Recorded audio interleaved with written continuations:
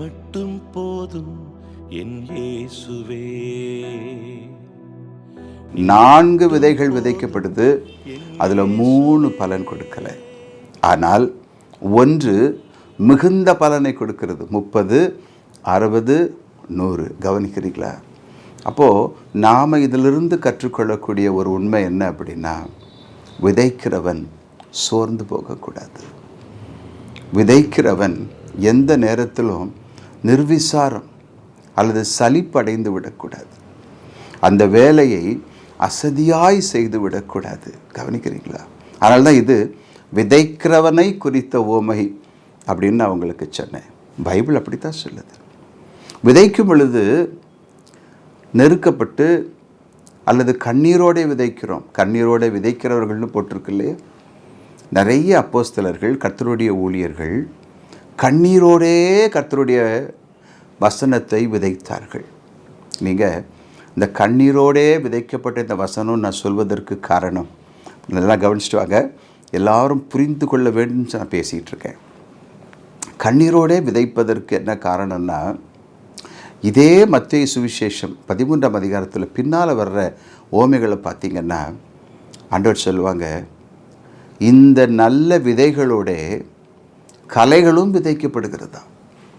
களைகள் கவனிச்சுட்டு வரீங்களா? ஒரு விவசாயி விதைக்கும் பொழுது அவனுடைய நிலத்தில் களைகளும் விதைக்கப்படுது. களைகள் இந்த பயிரை விட வேகமாய் வளர ஆரம்பிக்கிறது. நான் உண்மையாகவே எங்கள் கிராமத்தில் விவசாயம் செய்வதை என் கண்களால் பார்த்துருக்கிறேன்.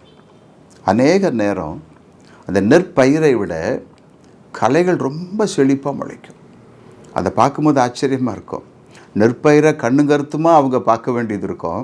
ஆனால் களைகளை பற்றி அவங்க கவலையே பட வேண்டியதில்லை. ஏன்னா அது தானாக வேகமாக முளைக்க ஆரம்பிக்கும்.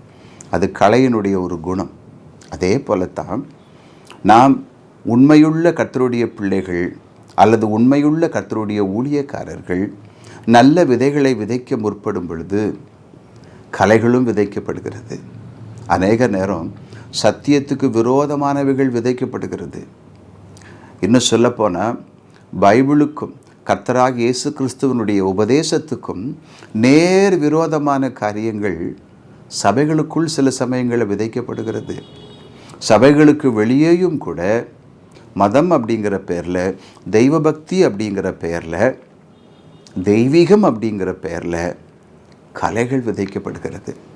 அப்போது ஒரு உத்தமனான ஒரு தேவ ஊழியருக்கு அல்லது கர்த்தருடைய வார்த்தைக்கு பயந்து வாழ்கிற ஒரு தேவனுடைய பிள்ளைக்கு இதெல்லாம் பார்க்கும் பொழுது சோர்வு உண்டாகும், சலிப்பு உண்டாகும்.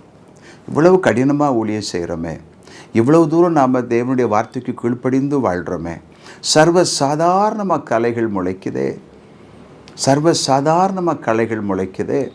இன்னும் சொல்லப்போனால் அதற்கு பின்னால் ஓடி போகிற கூட்டம் தானே அதிகமாக இருக்குது. சத்தியத்துக்கு பின்னால் வர்ற கூட்டத்தை விட, கர்த்தருடைய வசனத்துக்கு செவி சாய்க்கிற கூட்டத்தை விட, இப்படி கவர்ச்சிகரமான உபதேசங்களுக்கு செவி சாய்க்கிற கூட்டம் ஏராளமாக இருக்குதே அப்படின்னு நம்ம நினைக்கும் பொழுதே, அல்லது அந்த இவைகளை நம்முடைய கண்களால் பார்க்கும் பொழுதே உள்ளத்துக்குள்ளே மிகுந்த சோர்வு உண்டாகும்.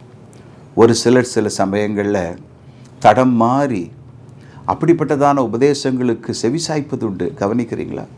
நல்லா ஆரம்பித்த அநேகருடைய ஓட்டம் கர்த்தருடைய வசனத்துக்கு கீழ்ப்படியணும், நாம் கனி கொடுக்கணும், நாம் ஆண்டவருக்கு பிரியமாக வாழணும்னு சொல்லி ஓட்டத்தை ஆரம்பித்த நிறைய பேருடைய வாழ்க்கை இப்படிப்பட்ட காரியங்களை கண்ணால் பார்த்து அவங்க நல்லா இருக்காங்களே, அவங்க செழிப்பாக இருக்காங்களே, அவங்க எந்த விதமாக வாழ்ந்தாலும் தெய்வ பயமே இல்லாமல் வாழ்ந்தால் கூட நல்லா இருக்காங்களே, அவங்க செழிப்பாக இருக்காங்களேன்னு நம்ம அதிகமாக நம்முடைய கண்களை வைத்து சோர்ந்து போகும்போது பாதை மாற ஆரம்பித்து விடுகிறோம். கவனிக்கிறீங்களா? பாதை மாற ஆரம்பித்து விடுகிறோம். அதனால தான் ஆண்டவராக இயேசு கிறிஸ்து இந்த பூமியில் வாழ்ந்த பொழுதே சீஷரை பார்த்து சொன்னாங்க, நீங்கள் பரிசேயருடைய இந்த கள்ள உபதேசங்களுக்கு இல்லையா, அவங்க ஆண்டவர் நல்லா அழகாக சொல்லியிருப்பாங்க, பரிசேயருடைய புளித்த மாவு அதற்கு எச்சரிக்கையாருங்கள் அப்படின்னா அவங்களுடைய தவறான உபதேசங்களுக்கு எச்சரிக்கையாருங்கன்னு ஏன் சீஷரை பார்த்து சொல்கிறாங்க. நாளைக்கு அவங்க அந்த கவர்ச்சியில் இழுக்கப்பட்டு உண்மையை விட்டு விலகிடக்கூடாது. கவனிக்கிறீங்களா? அப்போது இந்த கவர்ச்சி அநேக நேரம் உத்தமமானவர்களை, உண்மையுள்ள ஊழியர்களை இடற செய்கிறது. அதனால தான் என் அன்பு சகோதர சகோதரிகளே, நாம் கர்த்தரை பின்பற்றி அவருடைய வசனத்துக்கு கீழ்ப்படியே எப்படி ஆரம்பத்தில் ஒப்பு கொடுத்தோமோ அப்படியே கடைசி வரைக்கும் அதில் நிலைத்திருக்க அழைக்கப்பட்டிருக்கிறோம். ஹல்லேலூயா. இப்போ கவனிச்சுட்டு வாங்க. அப்போது இதெல்லாம் பார்க்கும் பொழுது நம்ம 3 விதைகள் ஃபெயிலியர் ஆயிடுச்சு, என்ன 3 பலன் கொடுக்கலை அப்படின்னு நம்ம இதை குறித்து அப்படியே சோர்ந்து போகும் பொழுது, உலகமெல்லாம் இப்படி இருக்குது, பார்க்குற இடமெல்லாம் அப்படி இருக்குன்னு சோர்ந்து போகும் பொழுது, அந்த 4வது விதை ஒன்று இருக்குது பாருங்கள், நல்ல நிலத்தில் விழுந்த விதை. அது 30, 60, 100 பலன் கொடுக்கறதுன்ற மறந்துடாதீங்க. கவனிக்கிறீங்களா? ஆண்டவராக இயேசு கிறிஸ்துவோடு கூட 12 பேர் இருந்தாங்க.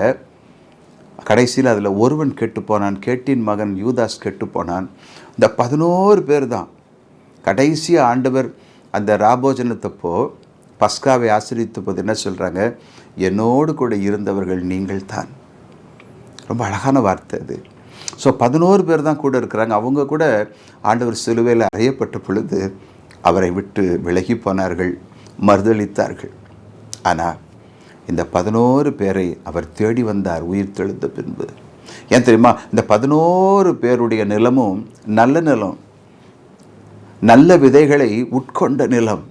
கர்த்தர் வாழ்ந்த பொழுது கூடவே இருந்து அவரோட வார்த்தைகளை உட்கொண்ட நிலம்.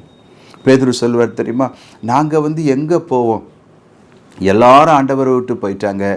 ஆண்டவர் சீஷரை பார்த்து நீங்களும் போய்விட மனதாக இருக்கிறீங்களான்னு சொன்னபோது பேதுரு என்ன சொன்னாங்க, எங்கே போவோம் ஆண்டவரே, நித்திய ஜீவ வார்த்தைகள் உம்மிடத்தில் உண்டு. அப்போ எந்த அளவுக்கு கர்த்தருடைய வார்த்தையை அந்த நல்ல நிலங்கள் உட்கொண்டிருக்கும் பார்த்தீங்களா?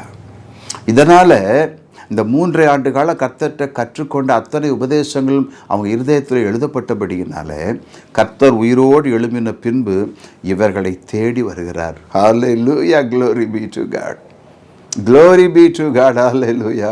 இந்த 11 பேரையும் கொண்டு உலகம் அசைக்கப்பட்டது, உலகம் அசைக்கப்பட்டது, உலகம் அசைக்கப்பட்டது, சபைகள் எழும்பினது. இன்றைக்கு உலகம் முழுவதும் தேவ பிள்ளைகள் நிரம்பி இருப்பதற்கு என்ன காரணம்னா இந்த 11 நல்ல நிலங்கள் தான்.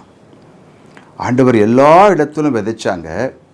அதில் நிறைய விதைகள் கெட்டு போனது, பலன் கொடுக்கலை. கப்பர்நகூமில் வாழ்ந்த ஜனங்களே மனம் திரும்பலை.